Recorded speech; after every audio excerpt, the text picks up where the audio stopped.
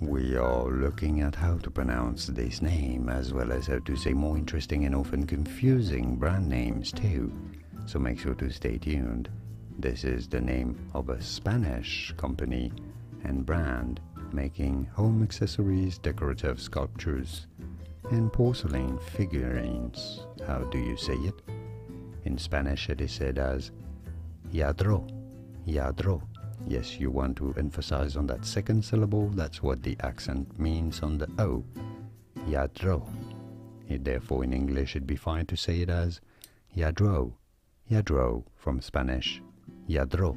And now you know. Here are more videos on how to pronounce more interesting names from fashion, luxury, design, and beyond. Brand names whose pronunciations aren't always obvious. I'll see you there to learn more. Thanks for watching.